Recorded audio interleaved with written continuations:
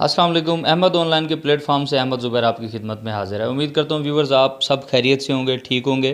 काफ़ी अर्सा गैर हाज़िर रहने के बाद हमने उस सिलसिले को जो पिछली दफ़ा ख़त्म हुआ था, वसेब की, हमारे इलाकों की, हमारे सराइकी वसेब की खुसूसन जो मिटते हुए आसार कदीमा हैं, जो जो छुपी हुई हमारी सकाफ़ती जो प्लेसेस हैं वो हम आपको दिखाने का एक सिलसिला हमने शुरू कर रखा था। तो उस सिलसिले में कुछ दिन हमारा वक्फ़ा रहा, उसके बाद हम एक दफ़ा फिर आपकी खिदमत में हाज़िर हैं। आज हम लोग आपको एक बहुत रूहानी और बहुत ही मशहूर जो जगह है वहाँ पर लेकर जा रहे हैं। मैं बात कर रहा हूँ ज़िला रहीम यार ख़ान के शहर चाचना शरीफ की। चाचना शरीफ ज़ाहिर पीर से जो है वो दरिया सिंध के किनारे पे वाक़ एक शहर है, जिस सुल्तानुल आशिकीन हज़रत ख्वाजा ग़ुलाम फ़रीद रहमतुल्लाह अलैह के नाम से मंसूब किया जाता है और इस शहर को शहर फ़रीद कहा जाता है। इस शहर में हम आपको लेके चलते हैं और इस शहर के अंदर जो है एक ख़ास बात जो आम लोगों को मालूम नहीं है, यहाँ के रहने वालों को मालूम नहीं है, वो हम आपको बताना चाहते हैं कि इस शहर के अंदर एक महल तामीर किया गया था हज़रत ख्वाजा ग़ुलाम फ़रीद की ज़िंदगी के दौरान। और उस महल की क्या पुरस्रारियत है कि उस महल में जो लोग भी इस महल में रहे या यहाँ पर उन्होंने रिहाइश अख्तियार की, वो बहुत बड़े नुकसान से गुज़रे अपनी ज़िंदगी में, और ज़िंदगी के बाद भी वो नुकसान उनके साथ साथ चल रहा है। तो हम आपको इस वीडियो में आगे चल के दिखाने वाले हैं कि वो महल कौन सा महल है, और वहाँ पर रहने वाले हज़रत ख्वाजा ग़ुलाम फ़रीद हों या उनके अलावा जो लोग इस महल में रिहाइश अख्तियार की उन्होंने, तो वो ये महल उनके लिए किस तरह नुकसानदेह हुआ। ये बात जो मैं आपको बताने जा रहा हूँ आगे वीडियो में, ये आज तक आपने नहीं सुनी होगी। ये एक ऐसी दास्तान है जो बहुत कम लोगों को इस बात का पता है, और मैं आपको इस वीडियो के तवज्जुह से दिखाने जा रहा हूँ। आपने जाना कहीं नहीं है, आप हमारे साथ रहिए और आगे चल के वीडियो में मैं आपको इसकी डिटेल बताता हूँ। जी तो व्यूवर्स, हम लोग शहर फरीद, शहर चाचना शरीफ शहर में हम पहुंच चुके हैं, और इस वक्त हम जिस जगह पे मौजूद हैं इस जगह को फरीद महल कहा जाता है। इस महल के बारे में ये मशहूर है कि इस महल में हज़रत ख्वाजा ग़ुलाम फ़रीद रहमतुल्लाह अलैह की पैदाइश हुई थी, मशहूर ये बात है, और इसी महल में ही उनकी वफ़ात हुई थी। यहाँ उन्होंने अपनी सारी ज़िंदगी गुजारी। महल के हवाले से मैं आपको एक बड़ी पुरअसरार बात बताने जा रहा हूँ जो आम लोगों को नहीं पता, यहाँ के रहने वालों को भी नहीं पता, शहर फरीद के रिहायशियों को नहीं पता, पाकिस्तान के बासियों को, ख्वाजा फरीद से मोहब्बत करने वालों को इस बात का नहीं पता। वो उस राज से हम पर्दा उठाने जा रहे हैं, और इस राज से पर्दा उठाने के लिए मेरे साथ हमारे दोस्त, हमेशा की तरह अजीम रिसर्चर जो हैं वो हमारे दोस्त मिर्ज़ा हबीबुर रहमान साहब मौजूद हैं। वो हमारे साथ मौजूद है। आगे चल के मैं आपकी उनसे बात कराता हूँ और फरीद महल की इस पुरअसरारियत के बारे में, ये फरीद महल जो है, ये आमतौर पे तो यही पता है ना कि एक सूफी बुजुर्ग की, एक अल्लाह के वली का ये घर था, यहाँ पे वो रिहाइश रखते थे। लेकिन ये उनके लिए और बाकी लोगों के लिए नुकसानदेह कैसे है, यहाँ पे रहने वालों को कौन सा नुकसान जो है उन्होंने जिंदगी में उठाया, जिंदगी के बाद उठाया, इस राज से हम पर्दा उठाने जा रहे हैं। और इस राज से भी हम पर्दा उठाएंगे कि क्या वाकई ये महल जो है वो ख्वाजा फरीद की जाए पैदाइश है या नहीं है। इस हवाले से भी हम मिर्ज़ा हबीबुर रहमान साहब जो है हमें ज्वाइन करने वाले हैं। हम उनसे बात करते हैं और उन्हीं की ज़बानी आपको सुनवाते हैं इस शहर फरीद की और फरीद महल की हकीकत। जी तो व्यूवर्स, ज़्यादा इंतज़ार आपको नहीं कराते, हमारे साथ मिर्ज़ा हबीबुर रहमान साहब मौजूद हैं और हम इस वक्त फरीद महल के बाहर मौजूद हैं, उसकी बैरूनी दीवार के साथ मौजूद हैं। ये इसका दरवाज़ा है जो बंद हुआ हुआ है और इसकी हालत जो है इंतहाई खस्ता है पूरे महल की। हमने अंदर से देखा और वीडियो में भी आपके साथ स्क्रीन पे आपको नज़र आ रहा होगा कि इस फरीद महल की क्या हैसियत है। इसके अंदर इसके नक्शो निगार, इसका फ़न तामीर, ये अपना शाहकार है अपने ज़माने का, उस वक्त के कारीगरों का शाहकार है। लेकिन वक्त ने रफ्ता रफ्ता जो है इस महल की जो सरबुलंदी थी, जो इसका वकार था, उसको बर्बाद करके रख दिया है। और अब जो है ये खंडर की शक्ल अख्तियार कर गया, जो स्क्रीन पे आप वीडियो देख रहे होंगे।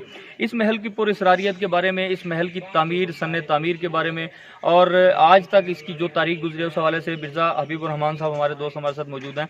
इनसे हम जानते हैं इसकी हिस्ट्री के बारे में। मिर्ज़ा साहब, आप तफसीलन हमारे व्यूवर्स को आगाह कीजिए कि ये महल जो है वो किस तरह एक नुकसान का सबब है। हालांकि इसके बारे में, ये तो सुल्तानुल आशिकीन का महल है, यहाँ पे लोग ज़ियारत करने के लिए आते हैं, तो आप इस राज से पर्दा उठाइए आज की, दरअसल ये क्या बात है।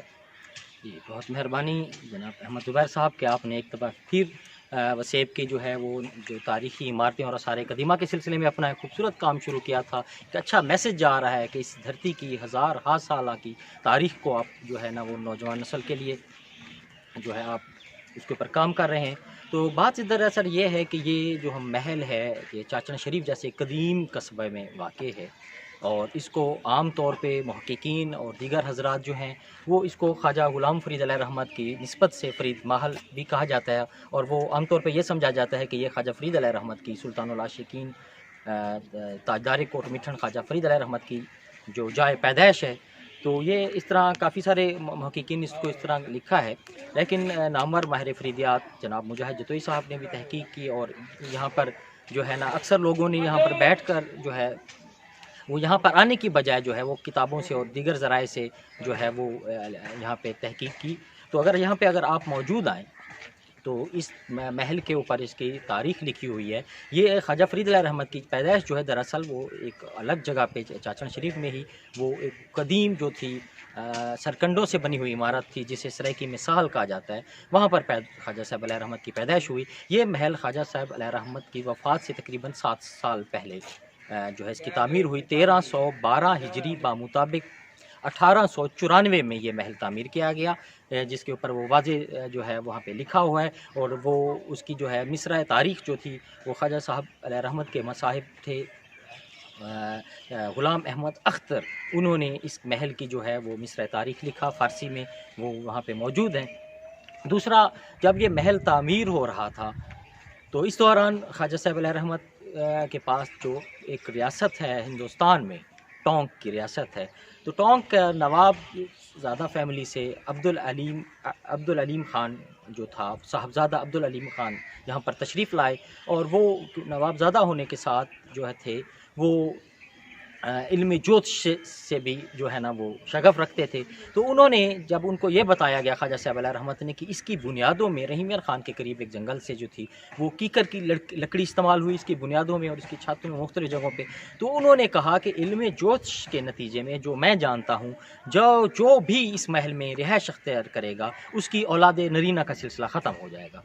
तो इसकी जो थी वो उन्होंने बताया और इस महल की एक ख़ासियत ये भी है कि कहा जाता है कि इसकी हर एक ईंट पर जो है वो पूरे का पूरा ख़त्म कुरान हुआ, हर ईंट के ऊपर पूरा ख़त्म कुरान करके इसकी तामीर की गई। जब ख्वाजा फ़रीद अलैहि रहमत को ये पता चला तो आपने कहा कि अगर मशीयत एज़दी के फ़ैसले ऐसे हैं तो हम खुदा के जो है हुक्म के ऊपर सर हमें तस्लीम करते हैं।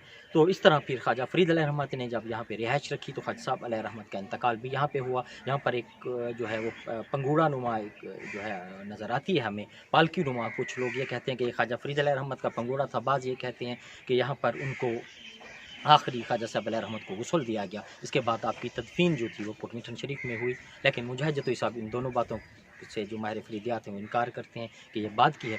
तो इस तरह ख्वाजा साहब अलैहि रहमत ने रिहाइश रखी, लेकिन खुदा की कुदरत के वो जो अब्दुल अलीम टोंक की बात दुरुस्त साबित हुई कि ख्वाजा फ़रीद अलैहि रहमत के बाद उनके बेटे ख्वाजा मोहम्मद बख्श साहब आल मारूफ ख्वाजा नाज़िर करीम सही, उनके बाद उनके एक ही बेटे हुए ख्वाजा मोइनुद्दीन साहब, फिर उनके बेटे जो थे वो 12 साल की उम्र में ख्वाजा साहब के पोते जो थे 12 साल की उम्र में ख्वाजा कुतुबुद्दीन साहब रहमतुल्लाह अलैह का इंतकाल हो गया। इस तरह ख्वाजा फ़रीद अलैहि रहमत की औलाद नरीना ख़त्म हो गई उनके ऊपर।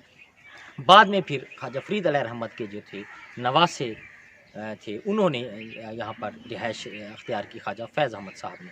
तो ख्वाजा फ़ैज़ अहमद रहमतुल्लाह अलैह के भी एक ही साहबज़ादा ख्वाजा फ़ैज़ फ़रीद रहमतुल्लाह अलैह पैदा हुए और उनका भी आगे औलाद नरीना का सिलसिला वहाँ पे ख़त्म हो गया। ये कुदरत की एक अजीब है कि भी इतने बड़ी जो है हमारी इस्लामी तारीख़ की सूफ़ी तारीख़ की बड़ी शख्सियात भी रही और यहाँ पर तसव्वुफ़ और जो है दीगर यहाँ पे जो है शख्सियात भी आती रहीं। नवाबा ने बहावलपुर भी यहाँ पर हाज़िरी देते रहे। एक हस्ता जो है बस्ता महल जो है आज वो वीरानी का मंजर पेश कर रहा है। कोई हुकूमती जो है नुमाइंदे यहाँ पर इस तारीख़ी विरसे को बचाने में कोई तवज्जो नहीं दी जा रही। जी, तो व्यूअर्स आपने देखा कि मिर्ज़ा हबीबुर रहमान साहब हमें फ़रीद महल के हवाले से जो अनकही बातें हैं जो आज तक किसी ने नहीं सुनी, जी, वो आपको बता रहे थे कि ये महल जो है, इस महल में ख्वाजा फरीद रहमतुल्लाह अलैह ने रिहाइश अख्तियार की, तो वो औलाद नरीना से महरूम रहे। इसी तरह बाकी जिन लोगों ने भी इस महल में रिहाइश अख्तियार की, वो औलाद नरीना से महरूम रहे, और उसके बाद जो है इसी वजह से यहाँ पे किसी ने रिहाइश अख्तियार नहीं की। उनके सजादगान या उनका बाकी जो ख़ानदान है पीछे, किसी ने इस महल में रिहाइश अख्तियार नहीं की, और ये इस वक्त वीरानी का मंजर पेश कर रहा है। मैं मज़ीद आपकी बात कराता हूँ मिर्ज़ा हबीबुर रहमान से। मिर्ज़ा साहब, आप मुझे ये बताइएगा कि ये महल कब तामीर हुआ, और इस महल में कितने कमरे हैं, इसकी और क्या क्या चीज़ें यहाँ पे तामीर थी जो ख़त्म होती जा रही हैं? ये जिस तरह मैं पहले भी गुजारिश कर रहा था कि ये महल जो है ये 1312 हिजरी बामुताबिक 1894 में ये बना। ख्वाजा साहब अलैहि रहमत की जो है वो वफ़ात से तकरीबन 7 साल पहले ये महल की तामीर हुई।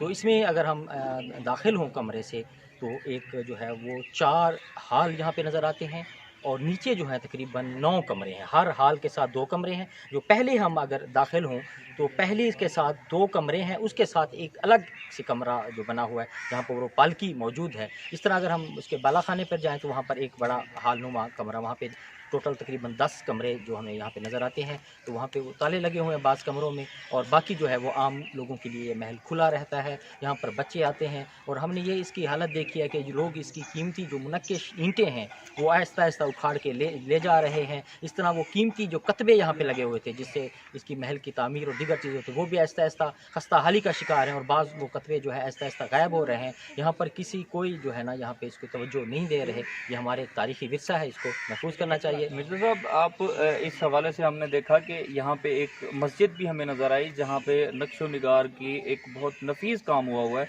और वहाँ पे भी जो उसकी हालत जो है वो ख़राब है। इस मस्जिद के बारे में बताइए कि क्या ख्वाजा साहब इस मस्जिद में इबादत करते थे या उसके बाद तामीर हुई, इसकी क्या हिस्ट्री है? जी, ये ख्वाजा साहब अलैहि रहमत के ज़िंदगी में ही ये मस्जिद तामीर हुई, और बड़ी खूबसूरत मुनक्किश वहाँ पे मस्जिद नज़र आती है। ये इस महल से तकरीबन 2 साल बाद 1314 हिजरी को ये मस्जिद बनी। ख्वाजा साहब अलैहि रहमत बाज़ औक़ात यहाँ पर नमाज भी अदा करते थे, क्योंकि महल के बिल्कुल साथ ही, और तहज्जुद और इस तरह की करते रहे। बाकी जो है इस महल से मुत्तसिल जो है वो फ़खरिया मस्जिद है, जो ख्वाजा फ़रीद अलैहि रहमत के बड़े भाई और मुर्शिद हज़रत ख्वाजा फ़खरुद्दीन फ़खर जहाँ रहमतुल्लाह अलैह ने तामीर करी। इस तरह यहाँ पर मस्जिद महबूबिया भी है, तो ख्वाजा फ़रीद अलैहि रहमत के वालिद हज़रत ख्वाजा महबूब अलैह ख्वाजा खुदाबख्श अलैहि रहमत से मंसूब है। तो बड़ी वहाँ पे नमाज़ें होती थी। तो अब वो मस्जिद भी जो है वहाँ पे इतनी, मेरे ख्याल में बाकायदा कोई नमाज का सिलसिला नज़र नहीं आता हमें। जी व्यूवर्स, आपने आज शहर फरीद में कायम इस तारीख़ी विरसे फरीद महल के हवाले से कुछ अनकही बातें वो आपको सुनने को मिली, वो आपको जानने को मिली। अगली वीडियो तक मैं आपसे इजाज़त चाहूँगा। हमारे साथ हमारे दोस्त कानपुर से तशरीफ़ लाए हैं वहीद साहब, और इसके साथ साथ ज़ुबैर रशीद खान साहब, ये भी हमारे साथ हैं। इन सारे दोस्तों के ताउन से हम ये वीडियो बना रहे हैं। तो अगली वीडियो तक मैं आप सब दोस्तों से इजाज़त चाहूँगा। आप अगर ये चाहते हैं कि ये सिलसिला इसी तरह चलता रहे और आपके साथ वसेब के इन छुपे हुए और राज़ों से पर्दे उठते रहें, तो आप हमारी वीडियो को लाइक कीजिए, हमारे चैनल को सब्सक्राइब कीजिए, ताकि आपका और हमारा मोहब्बतों का ये सिलसिला जो है वो कायम व दायम रहे। अल्लाह हाफ़िज़।